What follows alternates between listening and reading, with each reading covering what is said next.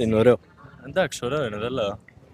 Κάτι διαφορετικό. Όλη την ώρα μικρόφωνο, το απλό αυτό. Είστε διαφορετικοί εσείς. Για να μην είμαστε λίγο. Να είστε. Τι σημαίνει το αρνί Τωρινή. που τρώμε το Πάσχα? Να το φάμε, να φάμε λίγο πετσούλα, ξέρω εγώ. Καλό. Όχι, δεν σημαίνει αυτό. Το αρνί σημαίνει, συμβολίζει την έξοδο των Εβραίων. Εντάξει.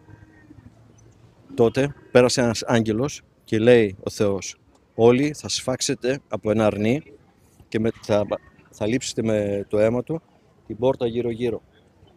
Όταν θα δει ο άγγελος το αίμα στην πόρτα, θα περάσει χωρίς να σας τιμωρήσει. Και αυτό το αρνί συμβολίζει τον Ιησού Χριστό που πέθανε για μας και με το αίμα του να συγχωρηθούν οι δικές μας οι αμαρτίες.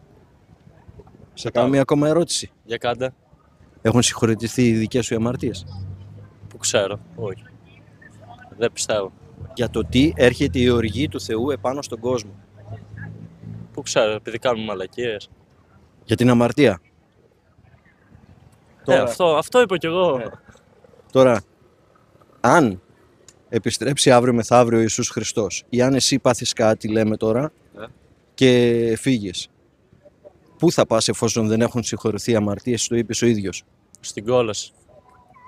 Τι θα πρέπει να αλλάξεις για να μην πας εκεί? Να αλλάξω τη ζωή μου, να μην κάνω αμαρτίες και να πάω στον δρόμο του Θεού. Πώς γίνεται αυτό? Που ξέρω. Θεωρείσαι χριστιανός, είσαι σε μια χριστιανική χώρα? Θεωρούμε χριστιανός, ναι, έχω βαφτιστεί κιόλας. Ναι. Είμαι χριστιανός. Πώς είσαι χριστιανός αφού δεν έχουν συγχωρηθεί οι αμαρτίες σου? Θα πάμε μιλήσω σε κανέναν παπά να τη συγχωρέσει, ξέρω εγώ πώς γίνονται οι εξομολογίες αυτές. Κανένας παπάς δεν μπορεί να συγχωρέσει αμαρτία. Ο Ιησούς Χριστός μόνο μπορεί. Και τι, να πάω να βρω αυτόν, δεν κατάλαβα. Ναι, μπορείς. Αφού είναι ζωντανός, δεν είναι αναστημένος.